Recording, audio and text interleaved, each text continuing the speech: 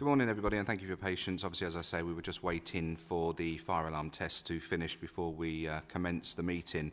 So I welcome all councillors and members of the public to the latest meeting of the North Northamptonshire Executive, including those watching live on YouTube. Members are reminded to mute their microphones and their laptops so we don't have any disturbances through the meeting.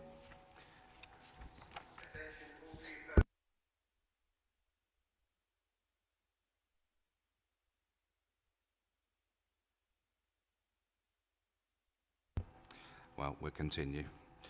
Item 1, apologies for absences. Thank you very much, Chair. We've received apologies from Councillor Mark Rowley, Adele Wiley, Anne-Marie Dodds, Graham Kane and Susan Hamilton. Thank you very much. Any other apologies? No? Okay, so we move on to item 2, minutes of the last meeting held on the 8th of June. The minutes are on pages 5 to 24 of your agenda pack. Are there any comments in respect of their accuracy? No, please can I have a mover then, please, and a seconder? Thank you, Councillor Harrison. So the approval of the minutes have been moved and seconded. Can I have a show of hands in favour, please? Unanimous, Chair. Thank you very much. So item 3, members' declarations of interest. Are there any declarations from members?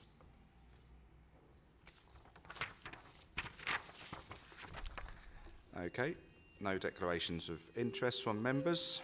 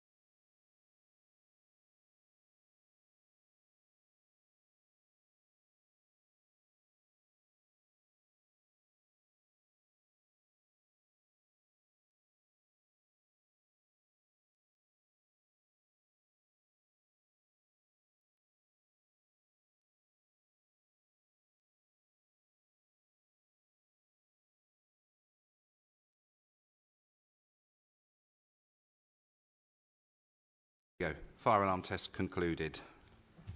Good to be safe than sorry.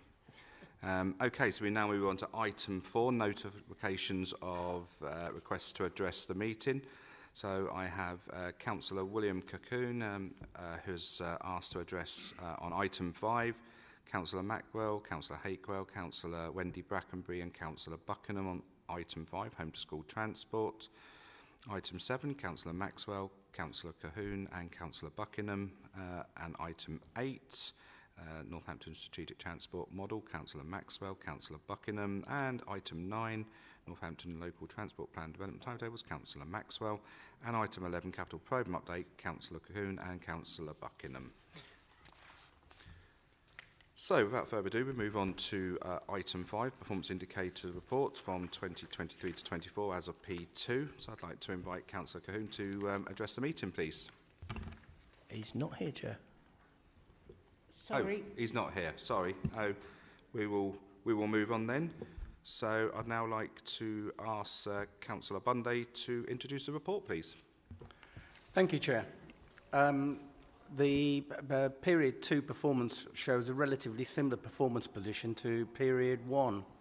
Of those KPIs with a target set, 14 indicators are on or exceeding target, 2 indicators are within tolerance of target, and 12 indicators are performing below target and 1 indicator is missing data. For those KPIs where the polarity of the direction of travel has been determined, performance has improved for 23 of the indicators and deteriorated for 12 of the indicators. I'm sure the colleagues around the table will want to highlight KPIs within their own areas, but to summarise some of those against our corporate plan, Better Brighter Futures is performing well with 2/3 of its targeted KPIs on or above target. 2 KPIs relating to modern public services are exceeding target, and the KPIs linked to the Safe and Thriving Places commitment show a balanced picture of performance with the same number of indicators on or exceeding target as those that are performing below target. And finally, from my own portfolio, revenue and benefits collection rates have seen a good start to the year, where both percentage of council tax collected in the year of the debit raised and the percentage of business rates collected in the year the debits raised have both achieved higher than their monthly targets in April and May, and are both performing higher than the same period last year. And with that, Chair, I'm happy to propose the recommendation at paragraph 3. Thank you very much, Councillor Bunday. Members, is there any comments in relation to the performance indicators that reflect your areas? Councillor Brackenbury. Yes, thank you, Chair, and good morning, ladies and gentlemen. Again, as I frequently say, I mean, I do welcome these KPIs as a very valuable snapshot of what's going on.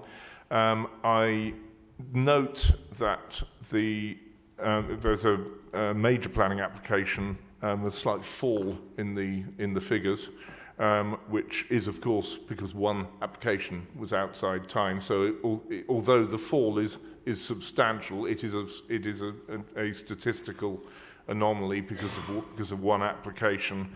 4 out of 5 were fine.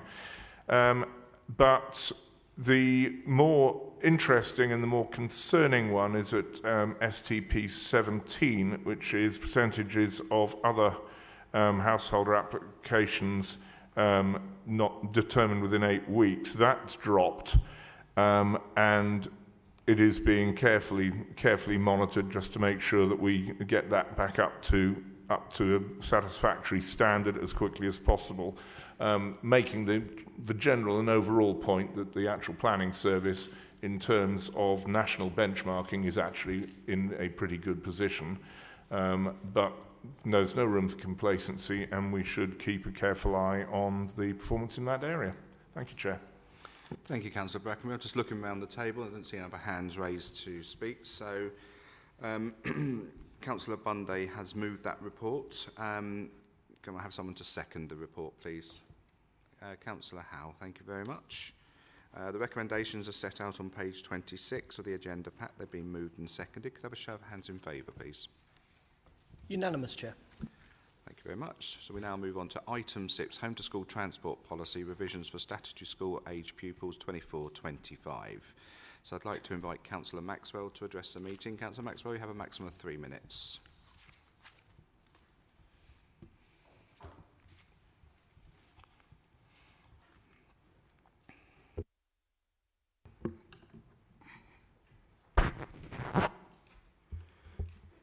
Good morning. It's unbelievable that the old county council never increased the fares for schools transport.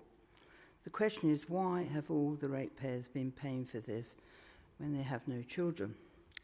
Rawns Manor School is no different to Huxlow School in distance, and they have places. Therefore, why can't these children be divided between 2 schools from Thrapston? Option B, to make changes to the provision of discretionary transport. Increase the fares to recoup more of the expenditure and cease to undercut fares from commercial market. Do not withdraw discretionary post-16 because it still helps A-level children go to school or college. If you choose to send your child to a school of your choice, then you should pay for it. The fares need to be reviewed annually and not to expect every ratepayer to pick up these fares. If you send your child to a specialist school, like i.e. music or maths or science, then you must expect to pay for it. How can we be overspent by 4 million in 22-23? Who picks this up? If the public buses go to these schools, then they should use them. It makes sense. Why should funds be used from ratepayers for children who are not eligible for free transport? When my children went to school, I had to pay for their bus fares because it was not the school nearest to me. When my grandchildren went to Wollaston, we dropped them off and picked them up because there was no transport. I feel that we are inhibiting potential commercial growth. A bus stop outside my house with 4 people on it. This is a 75-seater. How can this be viable? How many under 5s get a bus? Very few. Going to college and not staying at the school is on the increase because vocational education like hair and beauty, electrics, should be encouraged. How to extend the rights for people, a receipt for certain benefits, or a law including access. Who does this, and how do parents know about this? In 5.8, I agree with the current policy. It is difficult to understand and could lead to misinterpretation and some families missing out. In 5.24, the road to Andal is not congested. It's only near the A14 because of the B8s.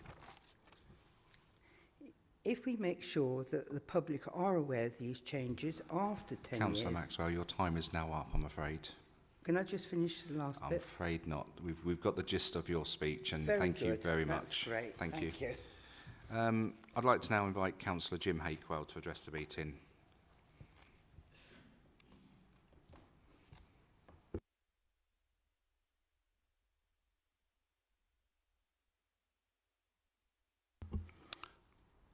Thank you, Leader.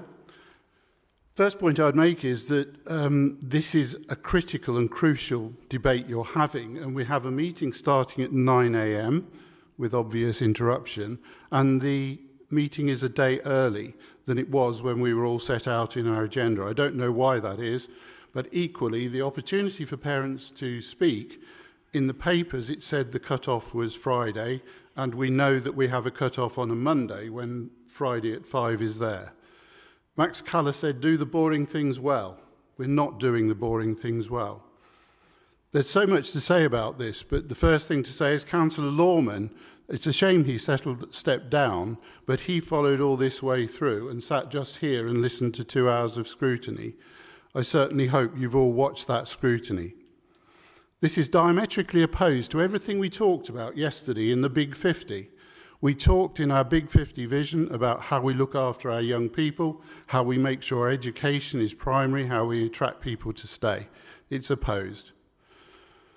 Not easy to understand all of the information that is here, and I would plead with you that I don't know how much doing this for 24 is going to save, because the financial data in this is not really apparent. I would very much plead with you that we need to engage with proper scrutiny, as Councillor Pengelly said, and actually move this forward to 2025, not 2024. Proper scrutiny would involve the parents, Stagecoach, Hamilton's, taxis, LC Whip, the Green Agenda. West Northants last night made a policy on this. And people chose where they wanted their children to go based on being in a county more than 2 years ago. We haven't engaged, as far as I can see, with West Northamptonshire. The Montsey bus was fought for in the 1980s, and I still don't fully understand whether that bus is going to go. If you drive into Maudsley, you drive in on West Northamptonshire, because that half of the road is west, and you move into Maudsley, and clearly we are in the north of Northamptonshire. The concept of doubling to £1,200 for people who have already made that choice is unbelievable, and the scrutiny talked about that at the end, and I don't know how you're going to manage that. There will be many unintended consequences for this. People's working patterns change. It could well be that people faced with £2,000 or £3,000 to actually get their children to school will decide to car share. And what that car sharing will do is it will mean that the schools will have much more traffic, much more chaos than we already get. So I plead with you, put this back a year, do proper scrutiny, and take our parents and those stakeholders on board. Thank you, Councillor Hakewell. I'd now like to invite Councillor Wendy Brackenbury to address the meeting, please.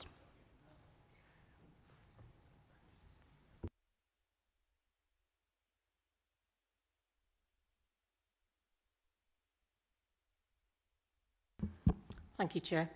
I have real concerns over the proposed changes with regard to the removal of linked schools, in particular in regard to Thrapston and a couple of villages. Thrapston does not have a secondary school. Thrapston pupils have historically moved to Prince William School in Oundle at secondary school age, and it is in the catchment area for that school. If we are saying that free transport will be provided to the nearest suitable school with places, in the case of Thrapston, this is Raunds Manor School, we are effectively telling parents they will get free transport to a school which we know as a council does not have the capacity to take those children. It would have a place for a few pupils, but the majority would still need to be transported to Prince William School in Oundle. And the published admission number for Raunds Manor School is 180. And for year 7 pupils, they're currently 1 oversubscribed. In year 8, they have 9 places. Year 9, they are 2 pupils oversubscribed. And in year 10, there are currently 4 places available. So you can see from those figures, not many children from Thrapston would be able to go to Raunds Manor School. The proposed transport policy is not consistent with the school admission policies, which in the rural area I represent would lead to confusion and could mean that some children are left without a school place. Each school's published admission number is set to ensure they accommodate children coming from its catchment area.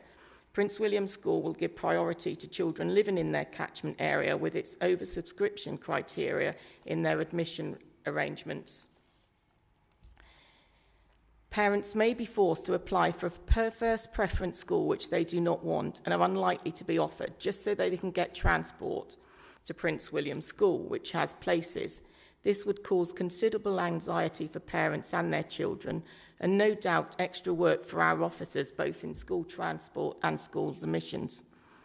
This could also have the undesired effect of forcing parents to transport their children from Thrapston to Prince William School along the A605 and through Oundle, which with the number of schools in Oundle itself already gets congested at school times. The Department of Education's Home to School Transport Guidance from 2014 states the department strongly supports local authorities in developing cross-cutting approaches to home-to-school travel and transport. Relevant considerations would include sustainability, delivering value for money, and funding school and parent-friendly solutions. Partnerships are strongly encouraged, particularly in rural areas, which generally more limited transport services could disadvantage children. If we refer to page 157, the Equality Impact Assessment Action Plan, it does say that in the short term to make special arrangements for Prince William... That's your 3 minutes up, I'm afraid. Thank you very much for your contribution. Urge the exec to look at that. Thank you. Councillor Buckingham, if you'd like to address the meeting, please, you have a maximum of 3 minutes. Good morning and thank you. And like all the others speaking today, I have serious concerns about this report and what the consultation was telling you. The concerns are that there will be left behind children. You know, is it a case that some children won't be able to afford to go to school? I just want there to be a safety net, and I think there needs to be more work done on this before it's adopted as a policy. You've got to look at other things. A lot of middle residents who are fearful that they're going to be just above the threshold for help and support And when you've got 2 or 3 children all at the same school, all having to pay, that is an impact on everything else, the cost of living increases and whatever. So there's going to be a real hit, and we need to make sure that our children are safe and well looked after. And it will affect people in rural areas. And again, the councillor with the portfolio for rural areas also needs to be involved in some of those solutions. But the fact that it's not going to come back to executive, that it will be delegated to the portfolio holder involved without any more thought or you know, revisions or anything, does worry me. Thank you very much for allowing me to speak. Councillor Buckingham, thank you for coming and speaking. So I'd now like to invite Councillor Matt Bin, the Executive Member for Highways, Travel and Assets, to introduce the report, please. Thank you, Chair. I think a lot of the points made by the member contributions this morning, I think they are covered in my report. However, what I will do is I will just pick up on some of the points. Councillor Maxwell, thank you for your comments. As I say, I think most of the points that you have raised I do cover in the report. And I think you make a valid point with regards to flagging your concerns about NCC not having reviewed this policy. Councillor Hakewell, just to pick up on some of the points that you've raised, you talk about the consultation and the fact that because of the meeting times today and the change of the date, this has a knock-on effect to parents. What I would point out to you, of course, is in the report, it does make it very, very clear the extensive consultation that has taken place with parents. This was also shared with elected members, it was shared with town and parish councils, it was shared with head teachers for them to encourage them to distribute that out to their parents, for them to take part. I think there's been quite a lot of opportunity for people to take part in the consultation there. Scrutiny. You say do proper scrutiny. This has been scrutinised.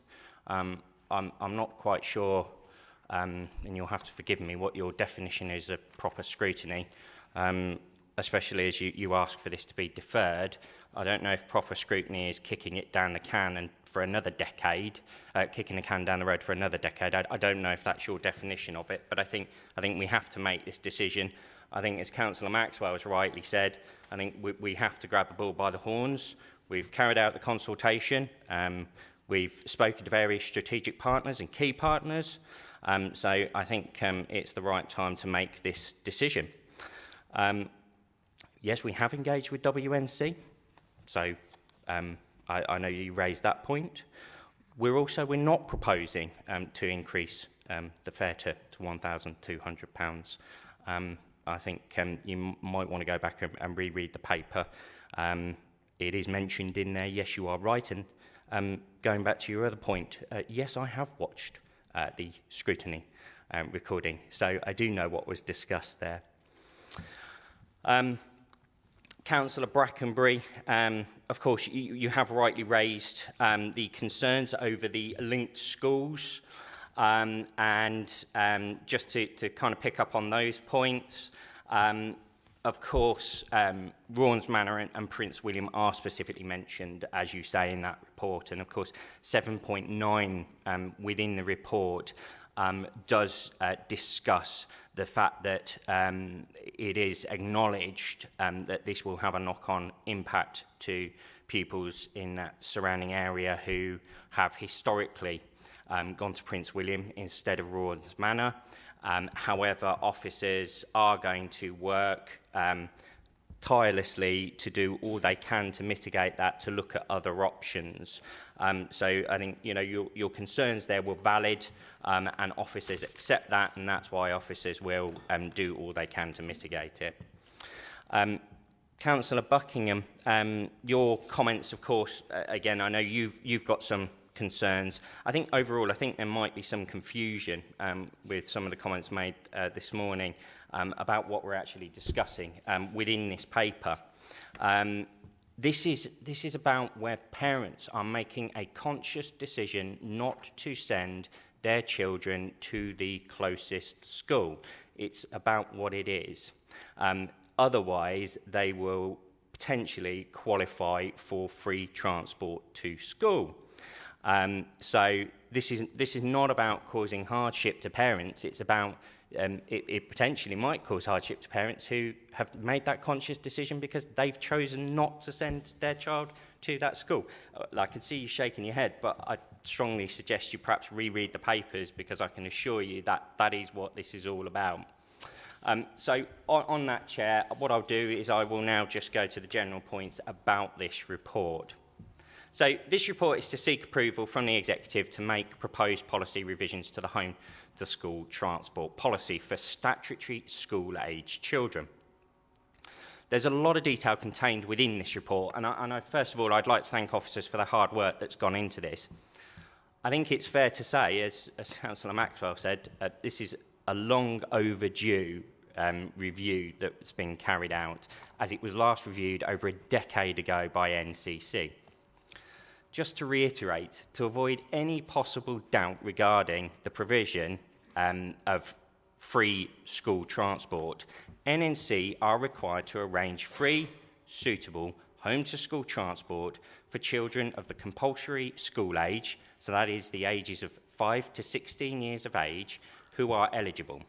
This is to their nearest suitable qualifying school with availability, and this is in line with the Education Act 1996 and the Government's statutory Home to School Travel and Transport Guidance 2014. If a school is fully subscribed and the next available one is not the geographically closest, they will then qualify for free transport under the legislation if they meet the criteria. Those who do qualify for the free transport are clearly detailed in 4.3 of the report. I'm not going to go through and list all of that, Chair, but it's quite clear who qualify for it. And a lot of it is based around miles and that the child has to get to school, and there are brackets there depending on their age, because it does change, and it also does look at routes, whether there are suitable routes available to walk, and also, of course, last but not least, whether there are SEN issues there as well. So that is all taken into consideration. And going on to what Lynn Buckingham said, Councillor Buckingham, also benefits are another thing that come into play there. So any changes to this policy would not come into effect this year. Changes will be published in September 2023 to take effect in September next year. This affords parents the opportunity to decide which schools they want their children to go to. An extensive public consultation has taken place. We also actively sought the views of councillors, local MPs, town and parish councils, and many more listed in sections 7.5.5 and 7.5.6 of the report. Currently, where someone of the statutory school age does not qualify for the for free transport in the criteria listed, the council under the existing policy uses its discretionary powers to provide free transport to linked schools, as they are treated the same as the nearest school under the policy at present. We are unable to say exactly how many pupils are subject to linked schools provision. This is due to the historic nature of the linked schools. The cost to parents to purchase a seat on our contracted service is £600 per school year. This equates to a charge of £3.15 per school day for transport. We also currently offer a guarantee we will commission sufficient additional seats to accommodate all those who apply for the discretionary service before a set day in May each year. Currently, there are 295 students using the discretionary seat service. The discretionary element of the service is running at a significant loss to the council. So families who choose not to send their children to the closest available school are having the costs subsidised for transport. The current cost to the council for providing the discretionary service is £538,000, with only £265,000 of that being recovered through the £600 charge decided over a decade ago. Therefore, it's being recommended that we rewrite and reformat the policy due to comments that the policy is hard to understand. The Parents' Forum have agreed the proposed policy is more accessible. We'd also retain the discretionary service, but that the guaranteed discretionary seat for early applicants to be removed. This would mean that discretionary seats would still be available on a first-come, first-served basis where the transport had spare capacity. On reviewing the fare, we propose to increase this to £760 per school year for new and existing applicants. This is still significantly lower than the actual cost of providing the discretionary service. However, we have considered the impact on families during the increased pressures on people's finances. This charge is far below the £1,200 it currently costs the council to provide that provision. And this ultimately would mean a charge of only £4 per school day for parents to send their children to school. The fares will be reviewed annually as part of our fees and charges, and free transport to linked schools will cease unless the linked school is also the nearest. This change, however, would only affect new applicants. Ultimately, this will result in another year of charging a fare of £600. These savings, therefore, will not be seen until 2024, resulting in families using the discretionary service seeing an even greater saving, as we are likely to see increases in inflation in the next financial year, which means we will be subsidising by an even greater amount than that contained within the report. I'd also hasten to add, Chair, the cross-party Place and Environment Security Committee reviewed the policy proposals as per section 7.6 of the report.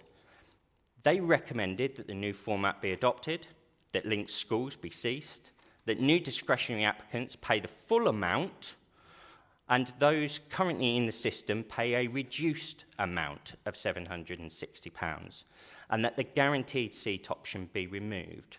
So we've actually gone further to make sure that that charge of £1,200 is not passed on to all families.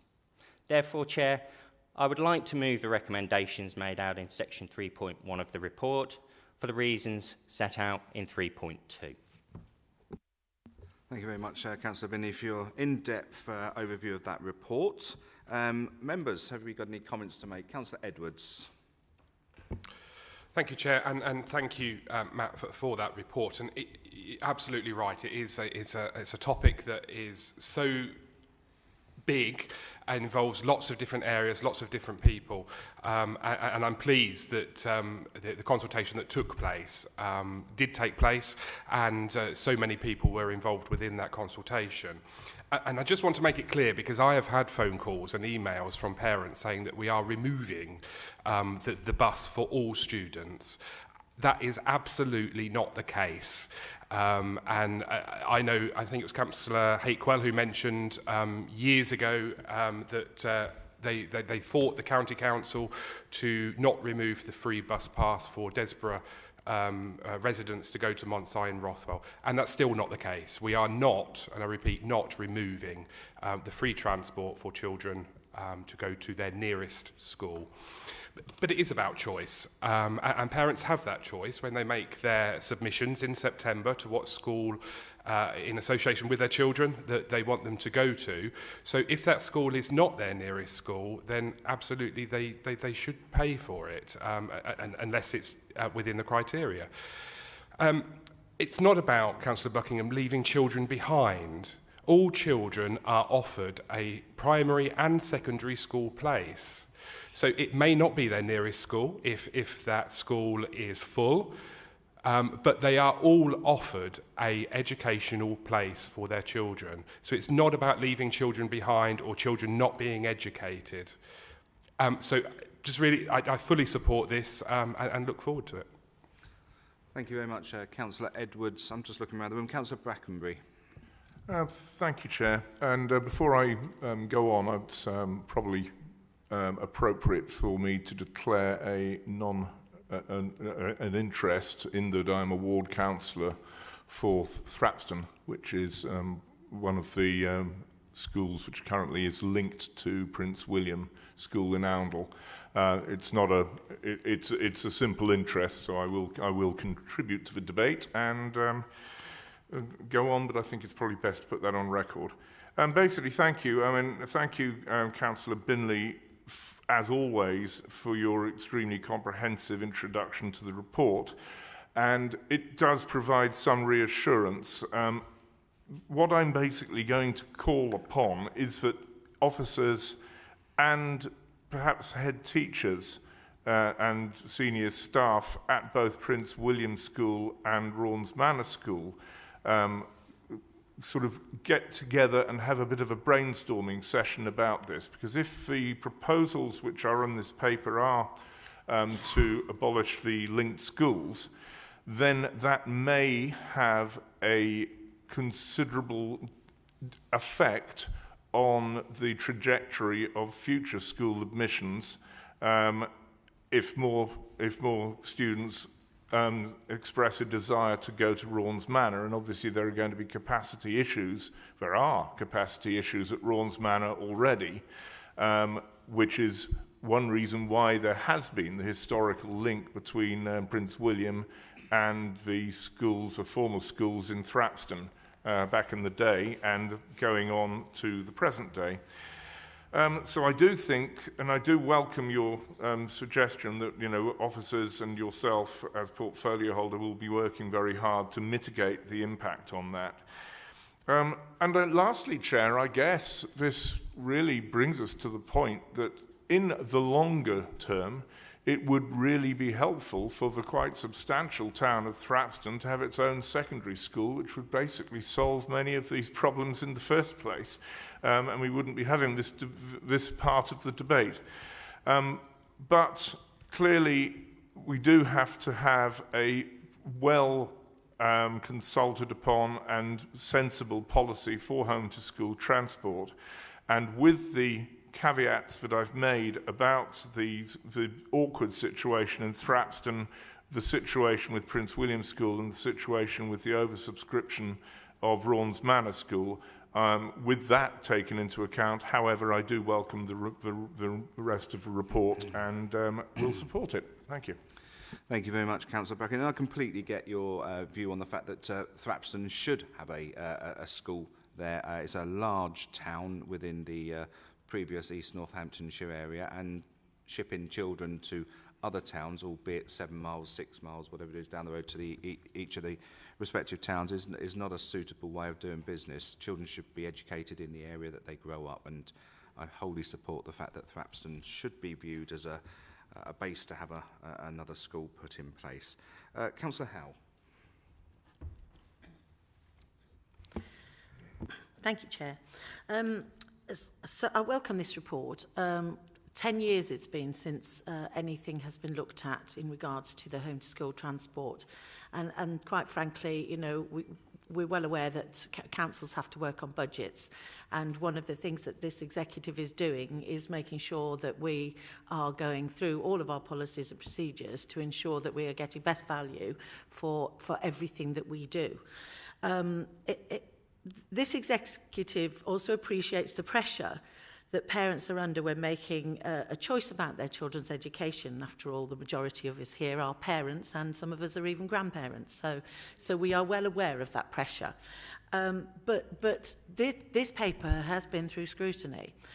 Scrutiny actually made some quite substantial recommendations to this from this, and we're looking at actually increasing the fares considerably. This executive have looked at that and realised the impact that that would make on parents.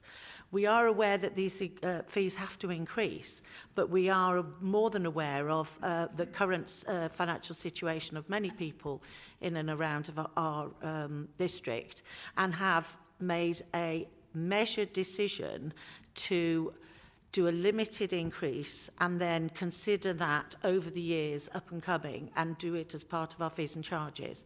So I think this is the most acceptable approach that we can make on this. We do have to consider our budget. We do have to ensure that we are providing a service to all of our residents, but we're also not subsidising for those parents who are making a choice, and this is a choice of theirs, to send their children to different schools other than in the catchment area. So we are giving them the opportunity to take advantage of those extra seats that are available, but there is a cost to that. And I think this paper has covered that in great detail. And I fully recommend that we support this paper. Thank you, Chair. Thank you for that. Councillor Harrison. Thank you, Chair. I want to just make a really simple point. Thank you, Councillor Binley, for a really clear explanation of exactly what is in this paper and exactly what's being proposed. That it's really helpful to hear it so clearly set out. And for me, what's most important is that when parents are making decisions about their children's future, they're making it with their eyes wide open and they understand the policies before them and the decisions that they're making.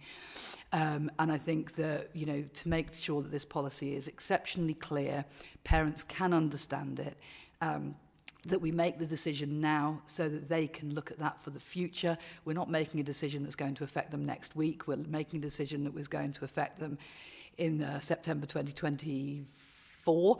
And I think that's absolutely right. We need to be clear. We need to make sure that whatever we're doing is fair. And what is fair is allowing people to make clear decisions about their children's future. So I think it's a really good report. And I also just want to echo Councillor Howell's comments that, we were advised that it would be a good idea to put the fees up for new students to the full rate of 1,200 and something or other. But we saw, we made the decision that we listened to that advice, but we didn't think that was the right advice at this time. So I'm very happy with the proposals in this paper, and thank you again for such a clear explanation of it. Thank you, Councillor Harrison. So, Councillor Binley, I'm just going to come back to you to sort of mop up on some of those comments, and then I know you've already endorsed the report, but if you want to do that, and then we'll look for a seconder. Thank you. Thank you very much, Chair. Yes, so really just to pick up on Councillor Edwards, Councillor Howell and Councillor Harrison, thank you very much for your comments. I completely agree. I can't say any more than that because they're absolutely spot on and absolutely correct. With regards to Councillor Brackenbury's suggestion around officers and head teachers having a bit of a get-together, getting their heads together to discuss the situation with Rawns Manor and Prince William. I endorse that as well, and I would sort of instruct officers with regards to the fact that they have said that they will look at this as an exceptional case to have those discussions as per the report, that those suggestions be taken on board and form part of that process. With regards to Thrapston having a school, I'll leave that to Councillor Edwards. I won't get involved in that one. Thank you. Wise move, Councillor Binley. So if you could just propose the report for me again for the formality. Yeah, absolutely. So, Chair, I'm not going to read out the recommendations set out in 3.1, but they are there contained within the report, and the reasons for those recommendations are fully laid out in section 3.2 of the report. So I'm happy to propose those. Thank you very much, Councillor Binley. Can I look for a seconder, please? Councillor Edwards. Thank you very much. So there's been a thing moved and seconded. Can I have a show of hands in favour, please? That's unanimous, Chair. Thank you very much. So move on to item 7, Stand-in Advisory Council for Religious Education, Annual Report 2021 to 22. So I'd like to invite Councillor Maxwell to address the meeting. Councillor Maxwell, you have 3 minutes.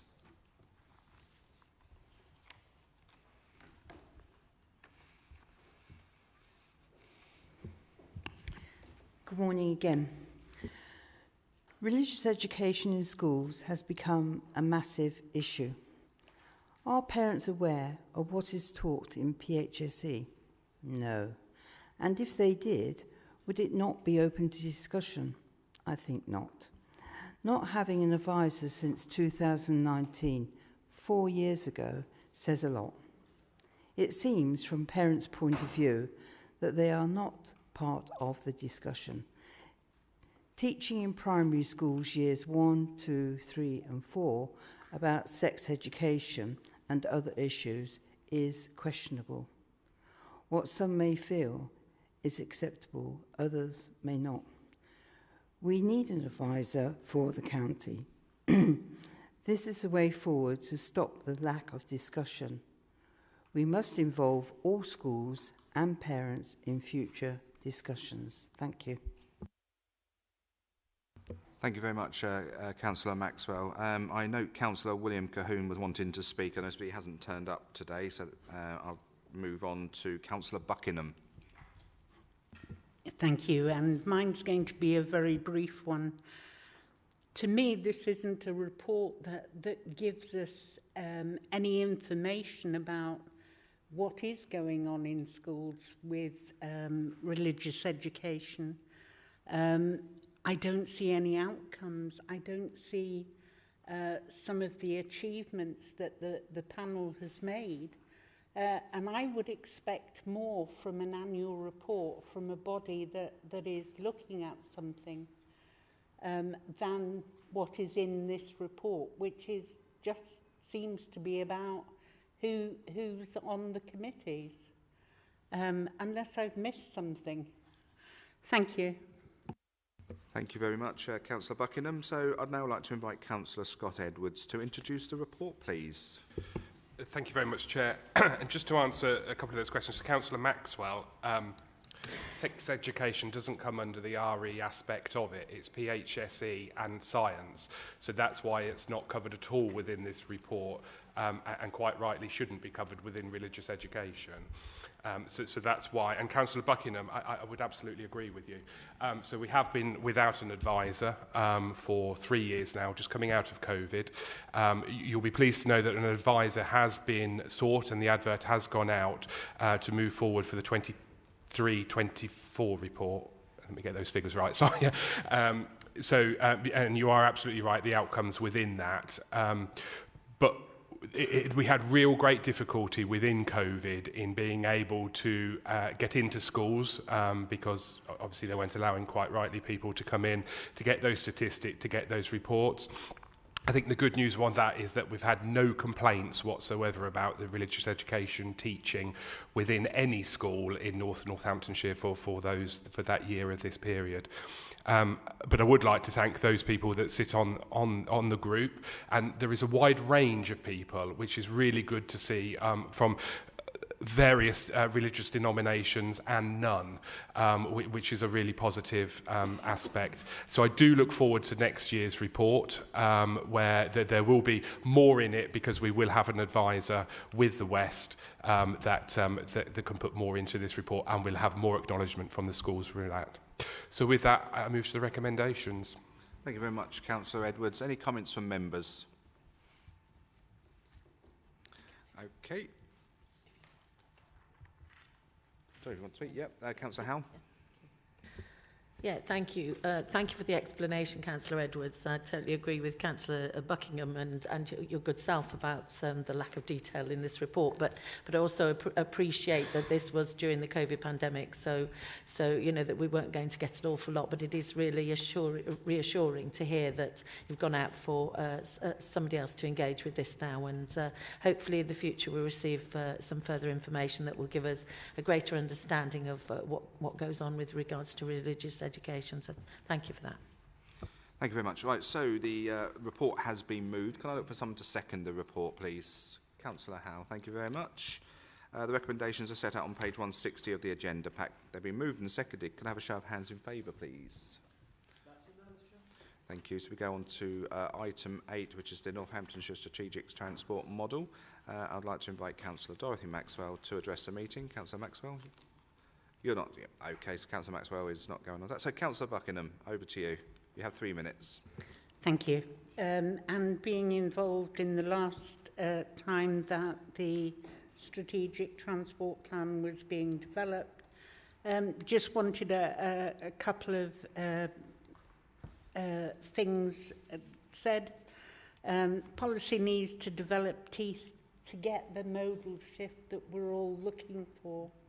And I think that it didn't go far enough when it was with the county council there was just too much of it. Daughter documents, it's a massive undertaking to do this policy. And it is about that modal shift and how we get that moving. Can't understand what the rationale for West Northants Council being the lead agency on this. You know, I think that we're better placed. And that's all I've got to say. I just, you know, I understand how big an undertaking this is, but we do need to have teeth on getting that modal shift. Thank you. Okay, Councillor Buckingham, thank you very much. I just want to acknowledge something, Councillor Buckingham. I mean, you're here, you're speaking on pretty much every item of the agenda, and that's to be applauded, actually, and I thank you for coming. But I do wonder, you know, your group, you have shadow portfolio holders. Where are they today? Are they not coming in and leaving it all to you? I just find it most strange, but you are very welcome to comment on everything. The reason that this is happening this week in particular is because of the change with the members changing their day to a Thursday so they could actually come and speak here. The fact that it's Wednesday this week has shifted everything, and Councillor Cahoon was not well this morning, so I meant to give his apologies, and I'm sorry that I didn't. It's good to see you here, though, and contributing. But thank you. So I'd like now to go to Councillor Binley to introduce the report. Thank you, Chair. Just firstly to start, Councillor Buckingham, thank you for your comments. I think you're absolutely right with regards to, steal your phrase, develop teeth with this policy. And I note your concerns about WNC taking the lead. Of course, NNC are absolutely more than capable of being the lead partner in this procurement process.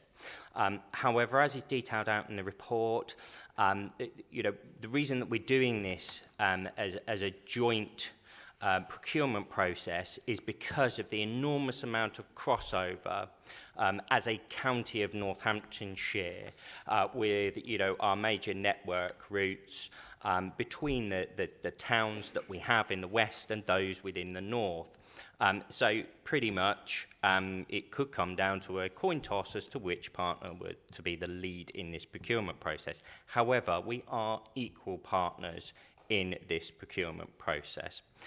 It's just one has to be pretty much on paper the lead partner. But thank you for raising that.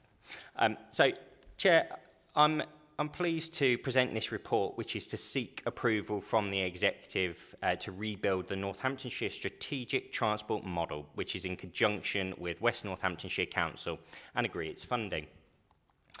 This model simulates vehicle movements using a number of different data sources. It's used for development proposals, get my teeth back in, spatial strategies, transport policies, and major highway schemes. These traffic models only have a limited lifespan, and the one that we're currently using was developed in 2008. It was rebuilt in 2015 and has not been significantly updated since then. Whilst the aforementioned was developed by NCC, has been pivotal in assessing development impacts on the road network, the underlying data and assumptions could quite easily be outdated based on government guidance, which recommends a 6-year age limit, whereas the model is now 7 years old. This could result in outputs coming under scrutiny should the model not be rebuilt. A rebuild has been approved, or had been approved, should I say, by NCC in 2020, but due to the COVID pandemic, the work was not able to be progressed. By rebuilding the Northamptonshire model, we will ensure the robustness of it for years to come, so that we can continue to appraise policies, transport improvements and development schemes. This in turn will help support transport infrastructure funding bids to government. It is also important to update the model so that it supports the development and implementation of the local plan and also the local transport plan, as these policies will be developed throughout the year and also in 2024. It is proposed to rebuild the model in conjunction with West Northamptonshire Council, with WNC, as Councillor Buckingham rightly mentioned, being the lead procuring authority. This would be procured using a competitive process framework. 5.7 of the report does detail some of the key benefits of procuring the contract using the framework, and the procurement will include the ongoing hosting, management, maintenance and operation of the model for its approximately 7-year lifespan. The rationalisation of the proposed option is laid out in 5.4 of the report, with the negatives and positives of all the options considered. The cost to rebuild the model would be split equally between NNC and WNC. £400,000 of Section 278 balances have already been set aside by NNC and WNC jointly, plus also £78,000 of existing fee income by both councils, resulting in a joint budget of £556,000. By doing this jointly with WNC, it will result in financial, time and resource savings, which would not be realised should we complete the model as a single entity. We would own a copy of the model, even though developing it in conjunction with WNC, and usage of the model, once updated, would be a charged service to third parties, external users, and also internal budgets where appropriate. The rebuilt model will include an emissions module, which will be able to be used to produce emissions outputs supporting air quality assessments and carbon impacts. The model development report and forecast have been predicted, have a predicted completion date in autumn 2024. Therefore, Chair, I'm pleased to move the recommendations made out in section 3.1 of the report for the reasons set out in 3.2. Thank you, Councillor Binley. And I'm just going to look to members for some comments on this. And I know Councillor Brackenbury wants to speak. Thank you, Chair. And thank you again, Councillor Binley, for such a comprehensive introduction to the report on this very important paper. And echoing your remarks, Chair, I'd like to thank Councillor Buckingham very much for her interest. And my goodness, she's right. This is a very big piece of work, and it's a very important piece of work, because the strategic transport model is one of the key drivers of all the place shaping and development that we are going to be bringing forward in North Northamptonshire for years to come. So having this up to date as much as possible at this time provides such an important evidence base for the development of a strategic local plan, which we're also working on in a broader context for non-highways. Councillor Binley's entirely right to point out that this evidence base again informs potential strategic highways development, such as old friends around this table. We could be talking about the dualling of the A45, and we could be talking about Isham bypasses and all sorts of things which are part of this very important strategic transport model. So I absolutely welcome the work that's going in on this. I welcome also the fact that it is a joint piece of work, because it is a major and strategic transport operation which affects all of the county of Northamptonshire. It's not, in this case, a great idea to do it in isolation. So it's good that we are working in partnership with the West. It's good that both partners have made the suitable funding allocations, because we don't want to be scrambling for finance halfway through doing an important piece of work like this. So I think it's been thought through well, and I'm very much looking forward, with my planning policy hat on, to contributing to the process as the work starts to go underway. So thank you very much, and I shall be supporting the paper. Thank you very much, Councillor Brackenbury. And I would like to put over my views on the dualling of the Stanwick to Thrapston A45, and I would hope that Councillor Binley will keep up that argument as his predecessor did with the authority, Highways Authority, to ensure that that's absolutely at the forefront of their mind every time they come into Northamptonshire. Councillor Penton. Thank you, Chair. It's probably not going to come as a great surprise as to which bit I'm going to talk on here. Something that is very important to members across this council is reducing emissions across our area, but also air quality, and that's something we've had lengthy discussions on at the Sustainable Communities EAP on a number of occasions. So I welcome the inclusion of the emissions model, and I hope that we'll be able to use the data from this to inform those discussions as we move forward. Thank you, Chair. Thank you very much. Councillor Howe. Thank you, and thank you, Councillor Binley, for the comprehensive report, as usual. I'd just like to say, actually, that this is yet another important work programme that this council is doing. It just goes to show the amount of work that this authority under this administration is prepared to do. Since vesting day, we have completed and gone through an awful lot of work, and it just goes to show that you know, our officers and staff and everybody are working extremely hard to bring all of our policies and procedures and plans and everything up to date. So I'd just like to congratulate everybody really on everything that they're doing so far. Thank you. Thank you very much, Councillor Howe. Any other comments from members? I'll come back to you, Councillor Binley, just to wrap up, and we'll go to a vote. Yeah, thank you, Chair. I thank members for their comments, and therefore, as I say, I'm happy to propose the recommendations made out in 3.1 of the report for the reasons set out in 3.2. Okay, Councillor Binley, thank you very much. The recommendations are set out on page 172 to 173 of the agenda pack. They've been moved. Can I look for a seconder, please? Councillor Brackenbury, thank you very much. So moved and seconded. Can I have a show of hands in favour? Unanimous, Chair. Thank you very much. So we now move on to item 9, the North Northamptonshire Local Transport Plan and Development Timetable. I'd like to invite Councillor Maxwell to come and speak. You have a maximum of 3 minutes, Councillor Maxwell.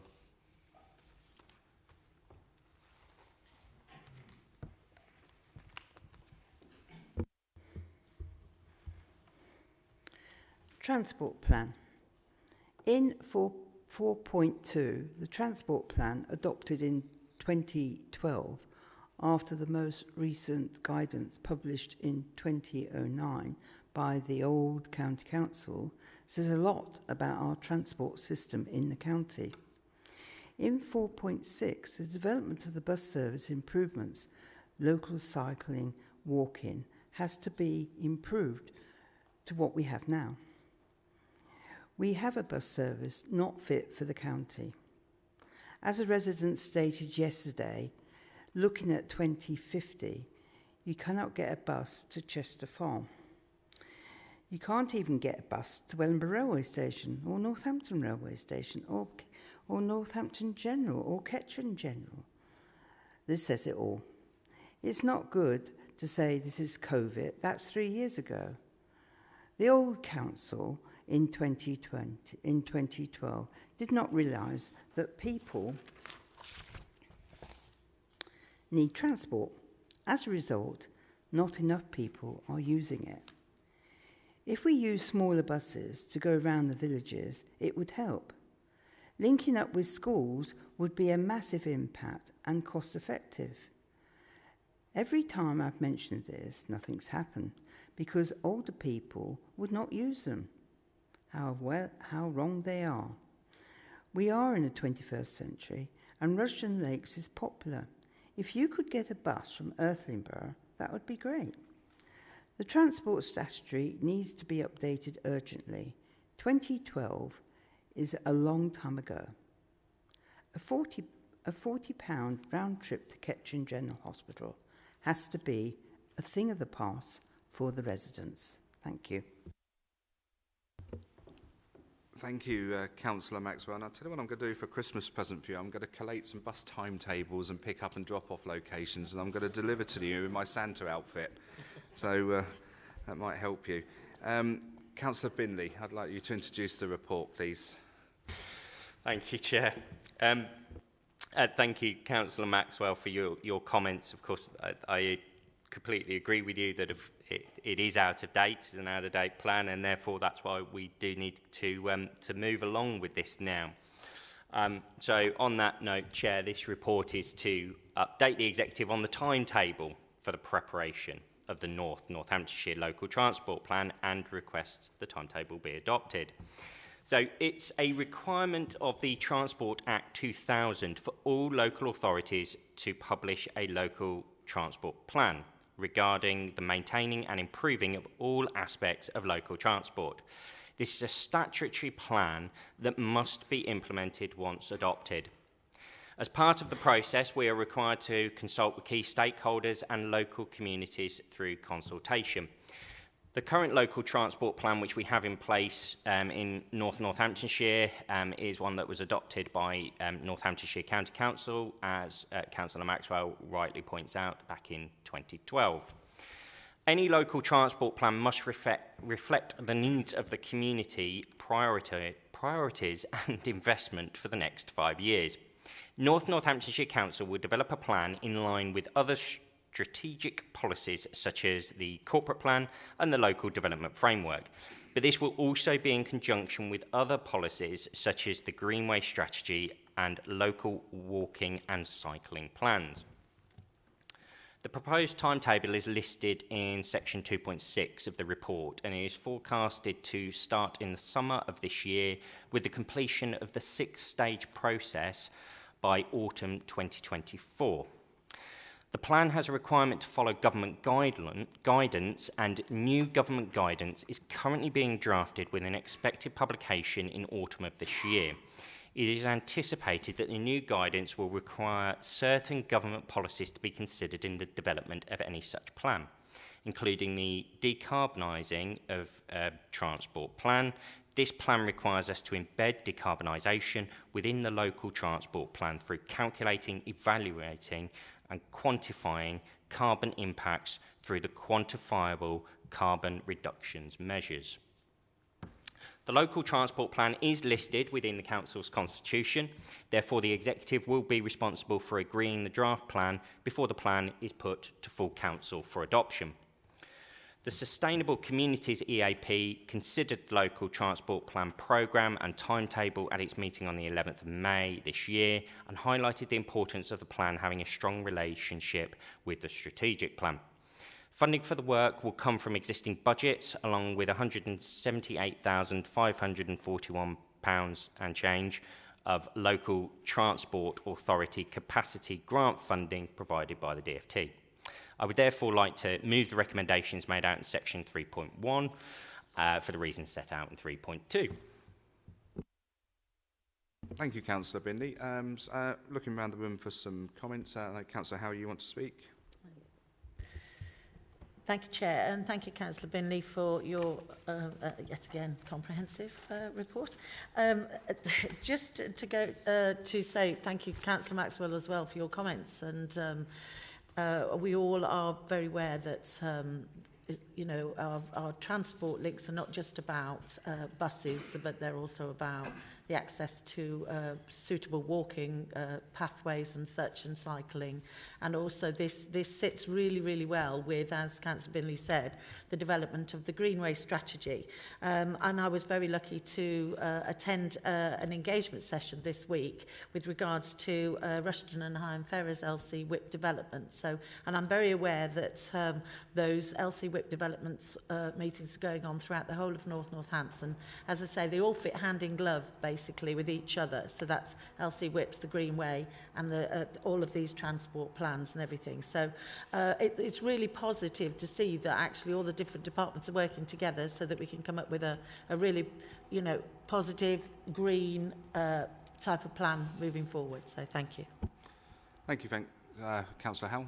Any other comments from members? No? Okay, so I don't know if you want to come back on that, Councillor Binley. Yeah, again, Chair, thank you very much to Councillor Howell for her comments, and I fully endorse them, absolutely. So, therefore, Chair, I'm happy to propose the recommendations made out in 3.1 of the report for the reasons set out in 3.2. Jolly good. Well done, Councillor Binley. Councillor Howell, would you like to second that? Well done. Okay, so it's been moved and seconded. The recommendations are on page 183 of the agenda pack. Have a show of hands in favour, please.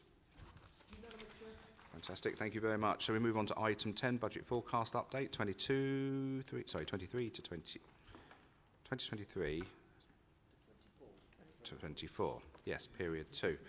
I'd like to invite Councillor Bunday to introduce the report, please.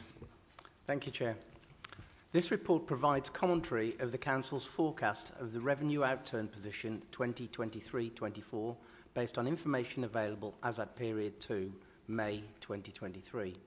The monitoring report sets out the material financial issues identified since the 2023-24 budget was set in February and is based on early emerging data for 23-24 of the and the Council will continue to assess and refine forecasts on a regular basis using the latest intelligence available.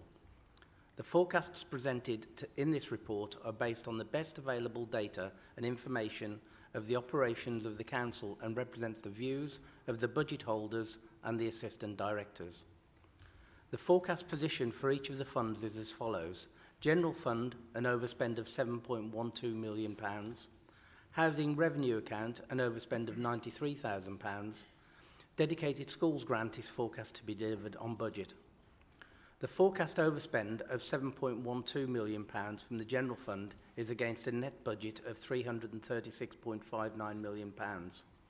The details of the movements and the budget against the budget is set out in the report and summarised at paragraph 4.2. The Children's Trust are forecasting an overspend of £20.578 million. The cost to this council is £9.087 million. If these pressures are not mitigated, this will pose a significant financial risk to the council. During the budget setting, the Trust proposed efficiencies savings of some £7.632 million, and at present the Trust is forecasting that £6.653 million of these savings are at risk of non-delivery, and whilst an additional mitigation of some £1.114 million has been identified, there remains a residual financial risk of £5.539 million, which could increase the overall pressure from £20.578 million to £26.117 million in year. There is a pressure of nearly £1 million in adult social care, which relates to the PP Shaw contract, which is due to inflationary pressures.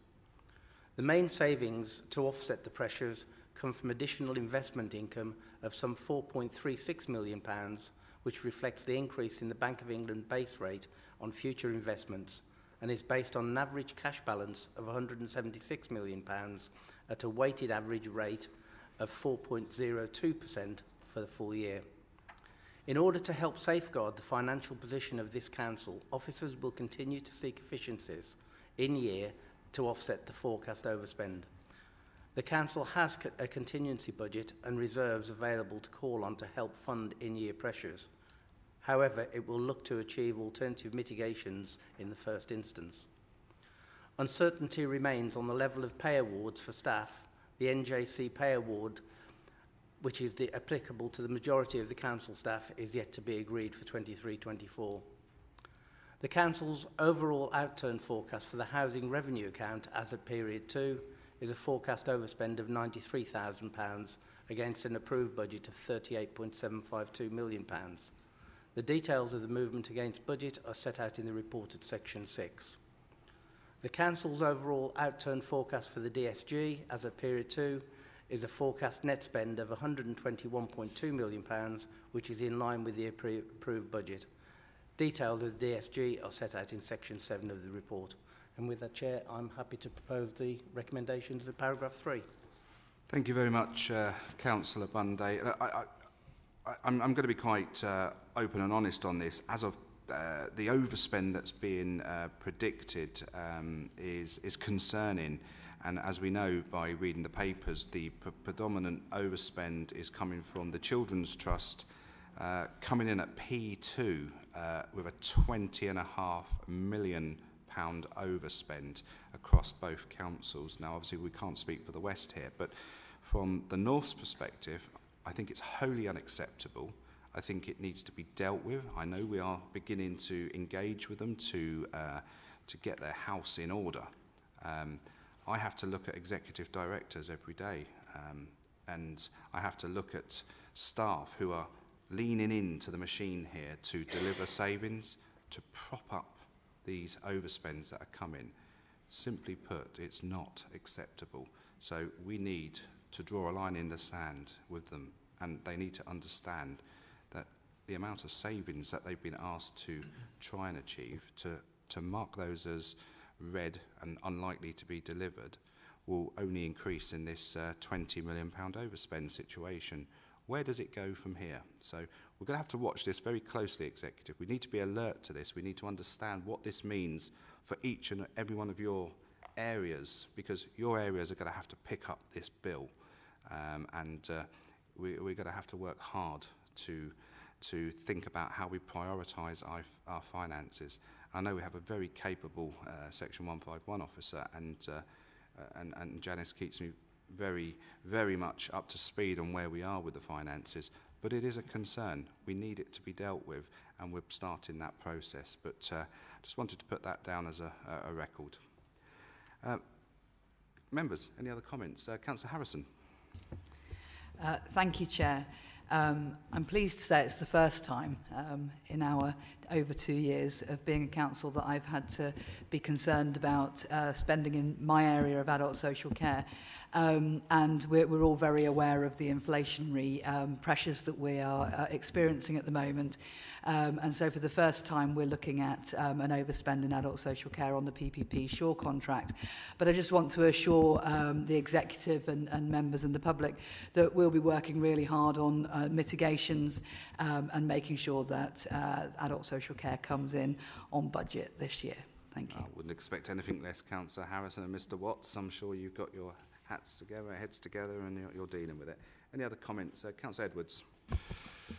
I just actually wanted to reiterate what the leader said about the Children's Trust, and you know, every day I have to face my colleagues knowing that part of my area is over £20 million overspent, and we are holding the Trust to account for this, and things are being put into place to ensure that it doesn't happen, and hopefully these will come to fruition.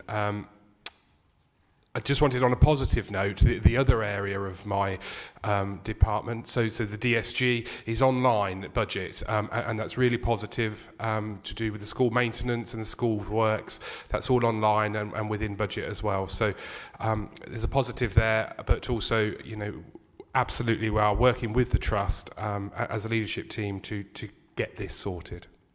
Thank you, Councillor Edwin. Just wanted to clarify, we're not 20 million overspent here in the north. It's 20 million as a system across. It's 9 million for us, but it's still a big ask, 9 million to be overspent as of P2.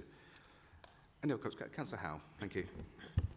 Excuse me, thank you, Chair. Yes, I do appreciate the pressure that the Children's Trust are putting this administration under, and I'm delighted in my area, despite the huge cost in utility rise in utility costs, should I say, that my leisure budget has is coming in on target, and you know, we've had to put in some serious funding to mitigate some of those leisure extra costs that our leisure services have had to provide. Purely due to the utility. I'm following in your footsteps, Councillor Binley, and losing my teeth this morning, sorry. Hopefully now that the utility costs are coming down, that should have an impact on that service. But yes, as you say, you know, with other pressures that are coming through, it's extremely difficult to try and keep on target with everything. But we are working extremely hard to do so. Thank you. Thank you very much. Councillor Binley. Yeah, thank you, Chair. Councillor Howe, apologies. I think I am losing my teeth because I've got one that's gaining his teeth at home and keeping me awake. I would just like to pick up on the forecasted overspend on the HRA. Of course, I fully appreciate it's not my portfolio, but anymore. However, just to pick up on the fact that officers are working to mitigate that overspend that has been forecasted. One of the things that officers are busy working on at the moment is a business case to address the voids, the volume of voids that we have and the duration of those voids. It's one of the challenges that I have set to really get this authority moving in that area and excelling to have as many properties in use as possible. And I think, Chair, it really goes back to what you've just said in the fact that, you know, we're doing an awful lot within our directorates to get them, you know, absolutely performing at peak efficiency for the best value for money for the residents of Northamptonshire. And just, unfortunately, I wish every organisation involved shared that passion and that vision to make sure that we were delivering. So I too share your concerns.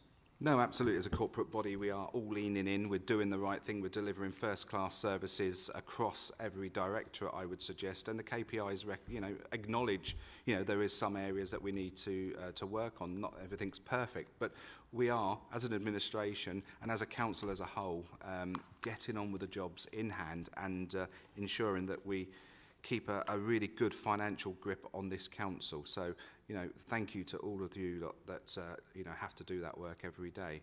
Councillor Brackenbury. Well, thank you, Chair, and very much echoing remarks you've just made. It's always interesting when Councillor Bunday introduces the budget that he says, that he comes and discusses the good work that's being done by the various directorates around Northamptonshire. And, of course, the Children's Trust does let us all down. Now, I know they've got issues. I know they have statutory responsibilities, but it is a millstone around this council, the shortfall that we've got to come up with. In terms of growth and regeneration, yes, I know we too have a smallish overspend.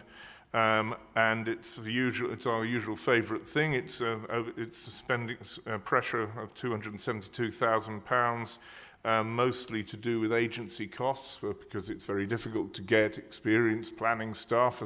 And as I know colleagues in other directorates are well aware, it's sometimes very difficult to recruit. It is something that, with the work that's going on with the restructuring of the planning service, will make Northamptonshire Council a much more attractive environment for staff to come and work for us permanently. And so we are bearing down on that agency call quite strongly in that department. So I would like to say the team's doing a good job on that area, and also in regulatory services, which is also in my area. I'd just like to congratulate colleagues in that area for their underspend, which is also to be welcomed. But no room for complacency, because we've still got a lot of stuff to do. Okay, thank you, Councillor Brackenbury. Now, if regulations were to underspend, regulatory services were underspend by 245,000, you would be on budget, wouldn't you, as a directorate? Well done. Okay. Right, okay, thank you very much. I don't think there's any more comments coming from members, and so I don't know if you wanted to... sorry, Councillor Bunday it was, yes, of course. I'm so used to you, Matt, doing everything. Councillor Bunday, I don't know if you just wanted to wrap up on some of those points that have been spoken about. Yeah, I think most people have spoken most eloquently on the subject. If the member hadn't left early after he'd spoken on other items, he'd be reminding us and saying things like Groundhog Day and Deja Vu and It was definitely like this with NCC back 10 years ago when he was chairing scrutiny. The only difference was 10 years ago, NCC were in control of their children's services. Today, we are not in control of the Children's Trust. And that is a stark difference, and that is something that I think we need to realise. But I do have to thank everybody around this table because of the efforts that they make, and those efforts have mitigated the problems that we are facing due to the Children's Trust. We're in a situation where inflation is at an unpredictable high, and we have still managed to keep our hands on the reins, and I think I've got to thank everybody around the table for that, Chair. And with that, I'm happy to propose the recommendation of paragraph 3. Okay, thank you, Councillor Bundy. So the recommendations are set out on page 190 of your agenda packs. They've been moved. Can I have a seconder, please? Councillor Howes, thank you very much. All those in favour? Unanimous, Chair. Thank you. So we move to item 11, the capital programme update for 2023-24. Again, Councillor Cahoon's not here. So Councillor Buckingham. Thank you. And again, I will try to keep it quite succinct. As Councillor Hakewell mentioned in a meeting last week, we've got a £73 million underspend on the capital, and I think getting behind some of those figures and why things aren't happening is a must for us, and wonder, especially with the words around the Children's Trust, whether or not there is an Invest to Save programme, especially around the Children's Trust, so that instead of sending children up to Carlisle or down to Cornwall, we have locally provided solutions for money that can't be spent. And on the report itself, a note on page 230, the flooding mitigations around Warren Bridge in Oundle, because of reports that have come out. But what about other areas where there's flooding, especially around Kettering? We understand where the money's coming from for some of this. Some of that is grants, some of that is residents' contribution. But as a local strategic flood authority, how are we meeting our obligations elsewhere on flooding? I'm just bringing that up because it's in the report. And I'm sure it's nothing to do with a certain councillor that actually lives on that development. Thank you. I'm sorry, I don't understand. Which councillor lives on that development? Sorry, ex-county councillor Rupert Reichold. Oh, okay. I think that's irrelevant to the paper, Councillor Buckingham, but Councillor Harrison, sorry. Just to say that the area that's affected by flooding is a small part of Warren Bridge. It's actually not where Councillor Rupert Reichold lives, and he's not part of the residents that will be paying for the flood defences. It's the specific houses that are affected by the brook that runs behind Warren Bridge. This is something that's been worked on by the residents and the Flooding Authority. It has absolutely no relation to ex-councillor Rupert Reichold or any other members of the Oundle ward. I think if you just wanted to sort of retract that, that would probably be quite acceptable. Thank you. Okay, so I now go to Councillor Bundy to introduce the report, please.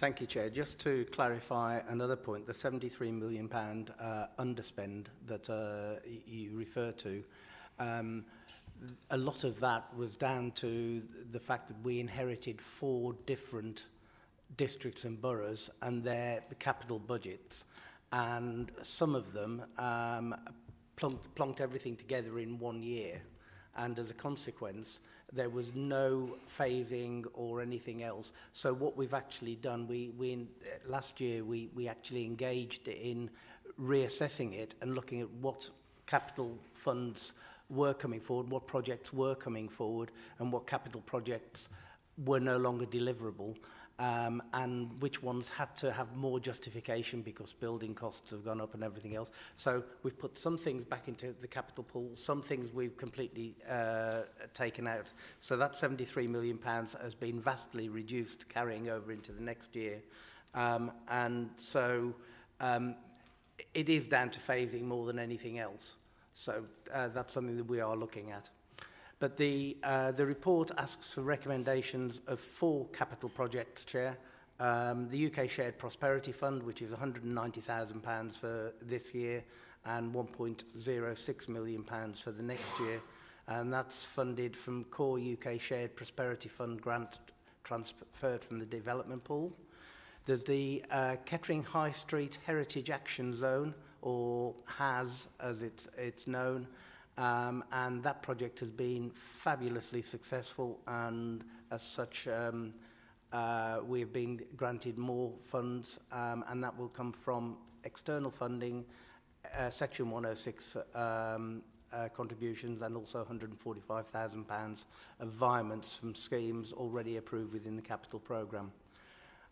Then we've got the Warren Bridge Flood Defence, which is £303,000 in 23-24, and partly coming from external grants of 213, and £90,000 which has been contributed to by the residents themselves. And the last one, environmental services, ground maintenance equipment. Some of our equipment is getting very old and we need new equipment, and that's going to cost £445,000 in 23-24. £400,000 of that brought forward from the development pool 24-25, so we bring it forward early.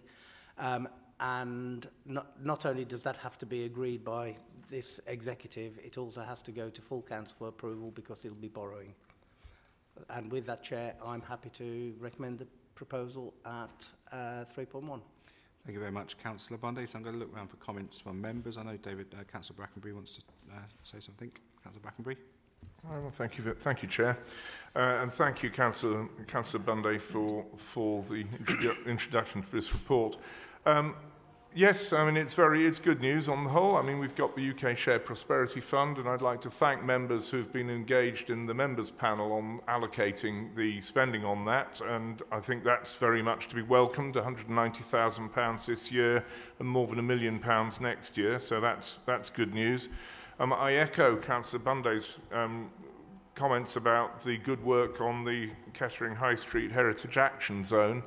I think anybody who walks up and down the High Street in Kettering can see the good work that's gone on to make that town centre a bit more attractive, to attract inward investment and to attract new people to come and run shops and run other outlets to make town centres more attractive. So it's a work in progress, but it's very much to be welcomed. And putting my flooding hat on, I actually totally understand and sympathise with Councillor Buckingham's remarks about flooding in general. And we know there's been quite a lot of surface water flooding in Kettering recently, to do with the Eastbrook culvert and some flooding issues out of that. It isn't something that we can just wave a magic wand and do something about. It will take considerable amounts of plan making and getting a structured engineering plan to mitigate it, and it will cost many millions of pounds. So unfortunately it isn't something that's in our budget at the moment, but I am going to a meeting of the Northern Anglian Flooding and Coastal Committee tomorrow in Lincoln, and I've already promised the stakeholders with whom I had a meeting earlier in the week that I will be raising it, so that awareness is raised with the Environment Agency, with Anglian Water and with other interested stakeholders, and we will make sure that that is very much on the radar of these bodies, And, of course, any help we can have, perhaps in Westminster, of course, would also be welcomed. But I do think, and I do thank Councillor Buckingham for raising the matter of flooding in Kettering, and I think it's important that we keep a close eye on it. So thank you, Chair, and endorse the report. Thank you very much, Councillor Brackenbury. And it's good to see the spending, extra spending going on in Kettering Town Centre, because it's a very busy town, and what's been done there thus far looks fantastic. We only need to look out the back of this building here, and we see, we have a lovely town here in Corby as well. I would just remind members, though, we are Northamptonshire Council. We also have a town called Wellingborough. We also have some towns called Rushden. We also have some towns called Thrapston, and we also have some towns called Oundle. So, let's start looking a little bit wider. We've got some big towns that have been covered, but let's start looking at our more rural towns and start to look at how we can, help and aid, prosperity in those areas as well. Any other comments from members? Councillor Howe. Yes, thank you. Just a quick one, Chair. As Councillor Brackenbury has just alluded to the fact that he's going to a meeting with the Environment Agency, I wonder if, and I'm going to pick up on your point about other villages and areas as well. Brickhill Road in Raunds might be one of those ones you might want to mention as well. So thank you very much. Thank you very much. Any other comments? No? Okay, so Councillor Bunday, back to you. Thank you, Chair. I thought we were going to make a lake out of Rawns. I thought we were going to flood the whole area and make a nice lake there. But I'll recommend that to the culture portfolio holder. With that, Chair, I'm happy to propose the recommendation at paragraph 3. Stick to the day job, Councillor Bunday. Can I have a seconder, please, to that report? Councillor Brackenbury, thank you very much. The recommendations are set out on page 230 of the agenda packs. Have a show of hands in favours, please. That's fantastic. Thank you very much. So I can confirm I've received no requests to consider any urgent items of business. So this concludes the meeting. I'd like to thank everyone who's attended here today and everyone who's attended online via our YouTube channel. And I now declare this